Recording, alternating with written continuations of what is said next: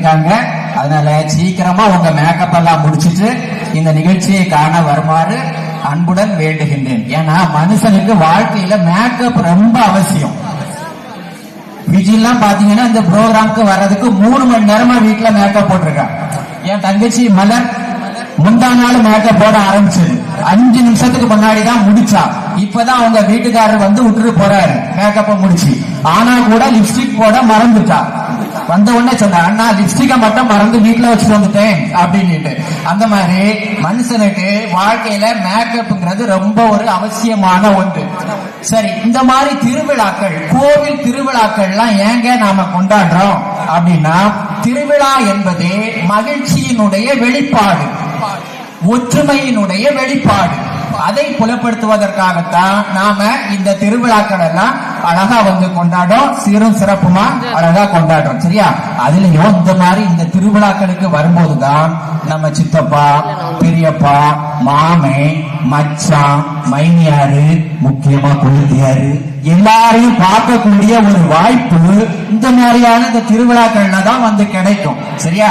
இந்த பட்டிமன்ற நிகழ்ச்சிகள், கலை நிகழ்ச்சிகள் இதெல்லாம் இங்க ஏன் வைக்கிறோம் அப்படின்னா, ஒவ்வொரு வீட்டிலையும் 1008 பிரச்சனைகள் இருக்கு இல்லையா? நம்ம ஒவ்வொரு வீட்லயும் வந்து 1008 பிரச்சனைகள் இருக்கு. இப்ப எங்க வீட்டுல எல்லாம் இருக்கக்கூடிய பிரச்சனைய, கடாபட்டி இருக்குல்ல, கடாபட்டி அது நிறைய அள்ளலாம். சரியா? மணி வீட்டுல இருக்கக்கூடிய பிரச்சனைய எல்லாம் சாக்கு சாக்குல மூட்டை மூட்டையா கட்டலாம், அவ்வளவு பிரச்சனை இருக்கு.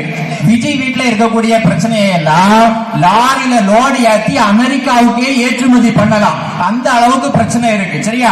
இந்த பிரச்சனையை எல்லாம் விட்டுக்கிட்டு நாம சந்தோஷமா சிரிச்சு ஜாலியா கொஞ்ச நேரம் இங்க வந்து உட்கார்ந்து ப்ரோக்ராம் பார்த்துட்டு போகலாம் அப்படின்னு தான் நீங்க எல்லாம் வந்திருக்கீங்க. இங்க வந்து நிறைய நகைச்சுவை எல்லாம் சொல்லுவாங்க. நல்லா சிரிங்க, சிரிக்கலன்னா நோய் இருக்குதுன்னு அர்த்தம்.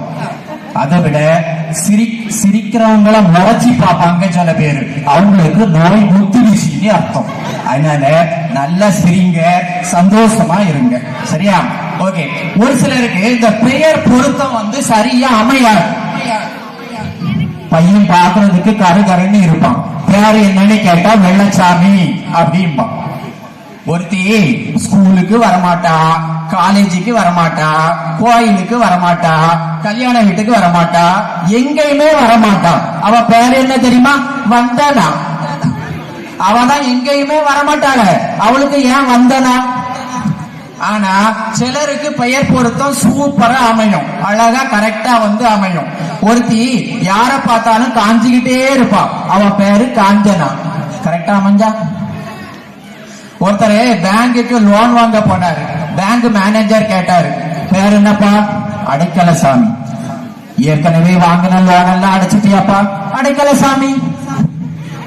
இப்படி ஒரு சிலருக்கு பெயர் பொருத்தம் சூப்பரா அமையும். அதே போல நம்முடைய தேரி விலைக்கும் பெயர் பொருத்தம் சூப்பரா அமைஞ்சிருக்கு. ஏன்னா தேரி என்பது மண் வகையை குறிக்கின்ற பெயர். தேரி மண் என்று சொன்னால் எவ்வளவு மழை பெய்தாலும் அந்த ஈரப்பதத்தை தக்க வைத்துக் கொள்ளாமல் உள்வாங்கிக் கொள்ளக்கூடிய தன்மையுடைய மண்ணுக்கு தேரி என்று பெயர். இங்கே நிறைய விளை பொருட்கள், பயிர் வகைகள் எல்லாம் விளைகின்ற காரணத்தால் விளை என்ற சொல்லை பின்னொட்டாக சேர்த்து தேரி விளை என்று சொல்லக்கூடிய அந்த பெயர் பொருத்தம் நமது ஊருக்கு மிக சிறப்பாக அமைந்திருக்கிறது என்று நான் சொல்லிக் கொள்கிறேன். கைதட்டுங்கம்மா இருக்கலாம்.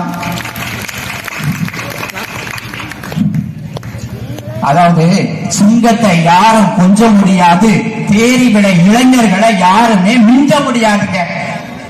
இதுக்கு கைப்பற்ற கிடையாதா? ஏன்னா நடந்து முடிஞ்ச பொங்கல் பண்டிகைய ஒரு வாரம் கொண்டாடின ஊரு இந்தியாவிலேயே தேரி விட மட்டும்தான். அதுல பாத்தீங்கன்னா விதவிதமான விளையாட்டு போட்டிகள் என்னென்னலாமோ வச்சாங்க. சரியா? அதுக்கெல்லாம் ரூம் போட்டு தான் யோசிப்பாங்க போல.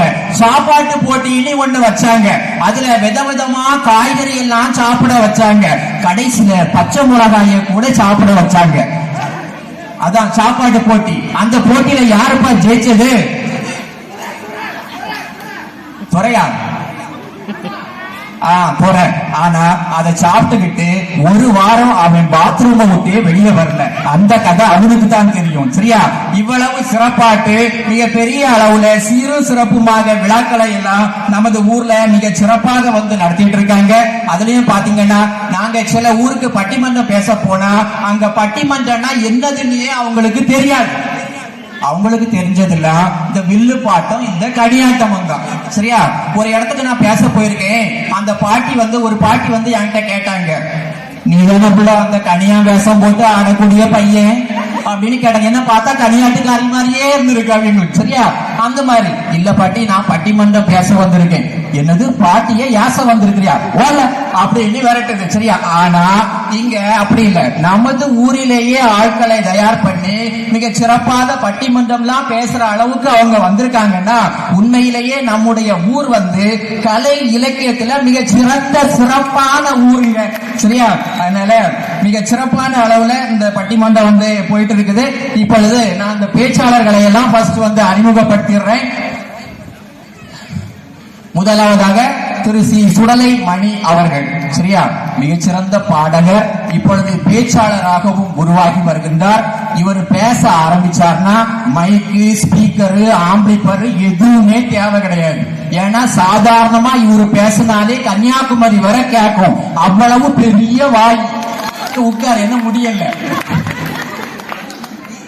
இந்திய நாட்டினுடைய பிரதமரை பாக்குறதுக்கு கூட நீங்க அப்பாயின்மெண்ட் வாங்கிடலாம். ஆனா மணி கிட்ட தேங்காய் வெட்டுறதுக்கு அப்பாயின்மெண்டே கிடையாது. யாரு கேட்டாலும் பிஸி பிஸி பிஸி. அந்த அளவுக்கு சிறப்பான பிஸியானவன் இப்பொழுது நமக்காக காமெடியாக இந்த இடத்துல பேசுவதற்காக இங்கே வந்திருக்கிறார்கள். அவர்களை உங்கள் அனைவரது சார்பாகவும் வருக வருக என வரவேற்றுக் கொள்கின்றேன். இப்பதான் வணக்கம் சொல்லணும். அவருக்கு துணையாக திருமதி அன்னம் அவர்கள். அவங்கள பத்தி உண்மையிலேயே எனக்கு அவ்வளவா தெரியாது. எனக்கு தெரிஞ்சதெல்லாம் அந்த ஐயா கோயில்ல வைக்கக்கூடிய அன்னம் தான். சரியா? இவங்க பேரும் அன்னம். எனக்கு தெரிஞ்சது ஐயா கோயில்ல வைக்கக்கூடிய அன்னம் தான். முன்னாடிலாம் ஐயா கோயில்ல நடு சாமம் 12 மணிக்கு தான் அன்னம் வைப்பாங்க. எல்லாரும் ஒரு முண்டை எடுத்துட்டு போய் அப்படியே விரிச்சு படுத்திருப்பாங்க. 12 மணிக்கு கரெக்டா எழுப்புவாங்க. டேய் அன்னம் வைக்கிறாங்க எத்திரிங்க நீ நம்ம கடக்கு முடக்குன்னு எந்திரிப்போம். சரியா? அப்படி ஒரு காலம் வந்து இருந்துச்சு. ஆனா இப்பெல்லாம் நைட்டு 8 மணிக்கு அன்னம் வச்சிருவாங்க. ஏன்னா 8 மணிக்கு மேல வச்சா யாரு வச்சாங்களோ அவங்கதான் உட்கார்ந்து சாப்பிடணும். யாருமே போக மாட்டாங்க. அப்படி ஒரு காலமாட்டு இன்னைக்கு வந்து ஆரம்பிச்சிருச்சு. ரொம்ப செழிப்பான ஒரு காலமாட்டு இன்னைக்கு ஆயிடுச்சு இல்லையா? இன்னைக்கு வந்து சாப்பாட்டுக்கு நம்ம ஊர்ல பஞ்சமே கிடையாது. காலையில எந்திரிச்சா ரமணி அக்கா கடையில போய் 4 இட்லி. ஏன்னா அங்கதான் சாம்பார் சூப்பரா இருக்கும். 4 இட்லியை சாப்பிட்டுட்டீங்கன்னா காலை டிஃபன் முடிஞ்சுது. அப்புறம் மத்தியான சாப்பாட்டுக்கும் நைட்டு சாப்பாட்டுக்கும் போனை எடுத்து வாட்ஸ்அப் குரூப்ல சாப்பாட்டு குரூப் ஒரு குரூப் இருக்கு. அதை ஓபன் பண்ணி பாத்தீங்கன்னா அது இன்னைக்கு எந்த ஊர்ல எல்லாம் சாப்பாடு போடுறாங்க அப்படின்னு ஒரு பெரிய லிஸ்டே வரும். அதை பார்த்து எங்க உங்களுக்கு தோதா இருக்கோ அங்க போய் நீங்க அழகா சாப்பிட்டுக்கலாம். சரியா? அதுலயும் இந்த சனிக்கிழமை ஆனா கண்டிப்பா ஏதோ ஒரு இடத்துல சிக்கனோ மட்டனோ சொல்லமாடம் கோயில்ல கண்டிப்பா உண்டு. சரியா? நேற்று கூட சனிக்கிழமை. நேற்று காலையில எங்கெல்லாம் சாப்பாடுன்னா பெருமாள்புரம் இசைக்கம்மன் கோயில்ல சாப்பாடு, அகசீஸ்வரத்துல சாப்பாடு, ஒற்றையால் விலையில சாப்பாடு, முயலங்குடிப்புல சாப்பாடு. 4 இடத்துல சாப்பாடு. இன்னைக்கு எங்கெல்லாம் சாப்பாடுன்னா நம்ம கோயில்ல முத்து அண்ணன் ஏற்பாட்டுல காலையில டிஃபன் சாப்பாடு, மத்தியானம் மதகடி நந்தவனத்து இசக்கியம்மன் கோவில்ல சாப்பாடு, ராத்திரி இப்போ நைட்டு வந்து நடந்துட்டு இருக்கு. காமராஜ் அண்ணன் குடும்பம் சார்பாக இப்பொழுது சமபந்தி நடந்துட்டு இருக்கு. இப்படி சாப்பாட்டுக்கு இந்த காலத்துல பஞ்சமே கிடையாது. அண்ணா அக்கா பேர்ல இவ்வளவு விஷயம் நான் வந்து சொல்லியிருக்கேன். என்ன அண்ணா அக்காவை பத்தி சொல்லல. சரியா? அவங்க மிகச்சிறந்த பாடகர், சிறப்பாக பேசக்கூடியவர் அப்படின்னு கேள்விப்பட்டேன். அவங்களுடைய பேச்ச நாம வந்து கேட்கலாம். சரியா? அடுத்ததாக